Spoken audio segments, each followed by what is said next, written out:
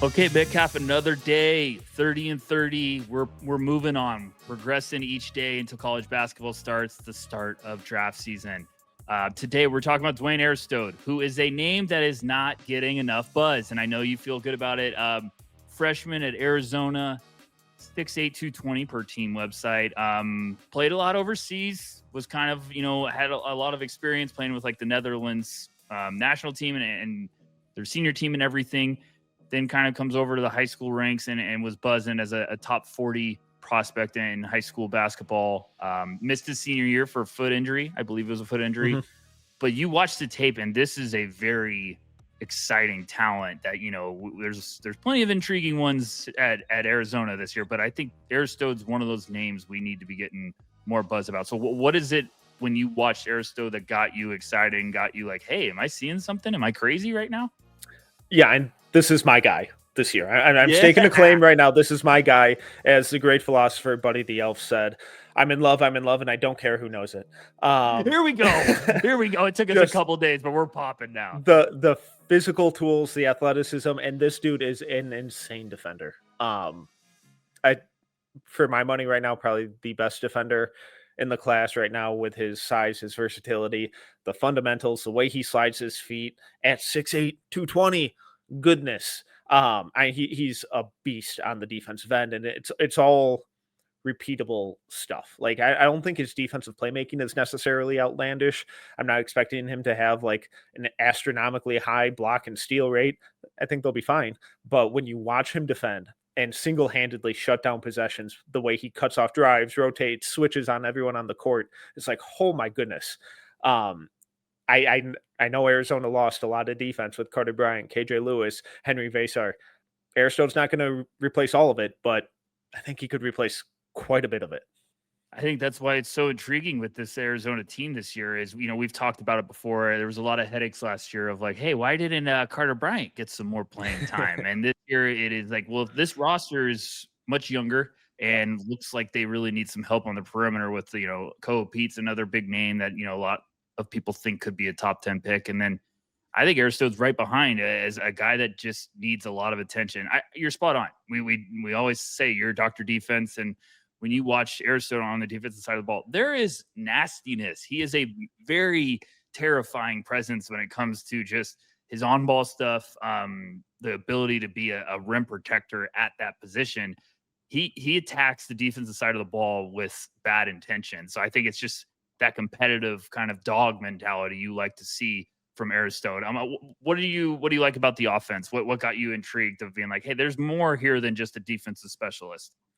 I buy the shot long term. It's still a work in progress, mainly off of movement. Like I think spotting up, I think he's really reliable and consistent.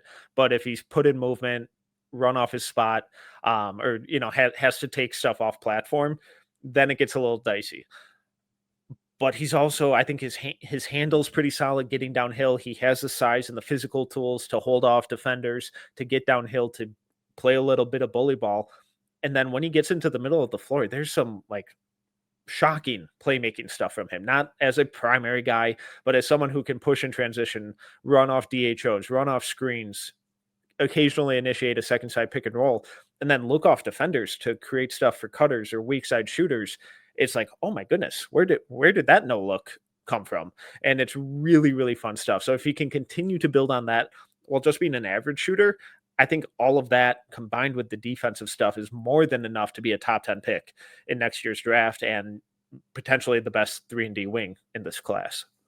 Yeah, I mean, look, we did an episode previously on London Jemison, a sharpshooter going to Alabama. And I think when you watch Aristode, you see a lot of similarities, except you just see someone's body that's much more physically advanced. Yeah. And I like Aristode's defense a lot better. So that's why I get even more excited about like, this is not just a specialist. There's also something offensively. I like he's got a good shooting stroke when it's catch and shoot. I think. Yes. I think the movement is something I want to be a little bit sold on this year when it comes to like creating off the bounce.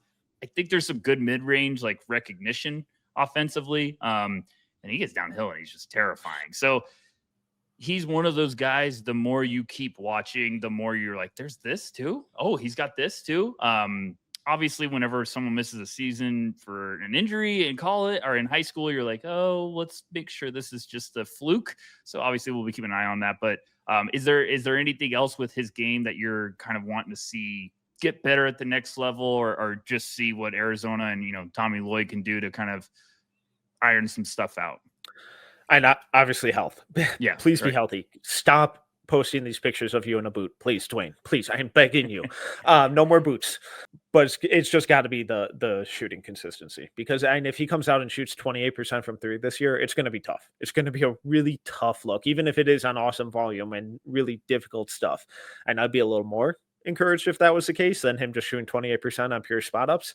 But there's got to be at least mid to low 30s, like bare minimum from 3-point percentage, and then just incorporate a little bit more consistency, a little bit more versatility with his shot selection and shot attempts too. And if he's able to do that, then I'm going to be really, really encouraged about his long-term outcomes. Well, as we kind of hinted in the beginning, this is someone that played with the Netherlands at a really young age, and the FIBA competition at the 22 FIBA U16 European Championship. He had 15, 9, 3, 2, and 1.3 blocks per game over 7 games. Reported 6'10" wingspan. So there's a lot of boxes that get checked really quick with Dwayne Aristode. I think it's just trying to see kind of how quickly things are on full display with Arizona. They're going to find out quick. They got a game against Florida, I believe, to kind of start out the year. So any last second thoughts, Metcalf? Because I just don't want to stop talking about it. What do you want to see from him? Like, would a Carter Bryant-esque role from Dwayne this year be enough for you? And if that's the case, what kind of range do you think that would earn him in the draft, or do you think he has more that he can take on more from an offensive standpoint? I think he's going to shock a lot of people, and I'm not just saying that because I'm an Arizona Wildcats fan. It's just we talk about all the time evaluating and watching guys in high school. It's like, who first pops to you? Like, who stands out that you're really like, this looks different than what I've been watching for the last 20 guys. Aristode immediately, when I kind of was doing my offseason dive, just popped. I was like, what is this? And I made the joke with you is you're watching high school film and it's always zoomed out and it feels like it's on a camera, like a recorder. And you're like, can it be that guy? Can we please say it's that guy? And then you find out it is, you get excited. Trying to figure out whose numbers, whose. Yeah, exactly. And they never align. Yeah. The number, it's like a black jersey with black font somehow. You're like, who thought of this? So Aristode, for me, I think he's going to make an impact defensively because of his size, his strength. He looks bigger than 220 just because of his physique. So I'm not worried about the defense. I think it's just offensively, I want to see a little bit more confidence because Carter had a little hesitancy because he wanted to make sure he played and got minutes and was going to, get some trust with the coaching staff, which is understandable for a young guy, but just being confident and being aggressive. I think that's what I want to see from him. And if he could showcase that, we're talking about a two-way force with, legit NBA frame. I think that's what I want to see more is the in-between game and how he can be around the basket and all that stuff. The shot I'm buying pretty quickly because I think he could be a guy you can't leave alone because he can shoot it really easily. But I think he's got the tools to be one of these versatile forwards of two-way potential. And at 6'8", 220 with a potential 6'10" wingspan, we're checking boxes quickly, as I've said before. Completely agree. And I think his archetype is one that we've seen be successful not just in today's NBA, but like previous eras consistently. And it's like, if things start to fall into place, I think he has OG Anunoby-esque outcomes. Jaden McDaniels going back, in time a little bit, to our formative years, Luol Deng, Tayshaun Prince. Like, I think he's that type of player, and it may not scream all NBA superstar, but it's guys who make winning plays, contribute to winning basketball, and contribute to really, really good teams for a long time. All right. Another episode down, another prospect down. Every day, me and Metcalf are going to be breaking down until the start of college basketball season, one prospect that you guys need to check out. Make sure you keep an eye on for this upcoming 25-26 college basketball season. Make sure you check out the No Ceilings YouTube channel. Like I said, every day a new prospect. We'll be getting you guys educated, caught up for all the draft sickos, for all the basketball fans out there. Thank you guys. We'll see you soon.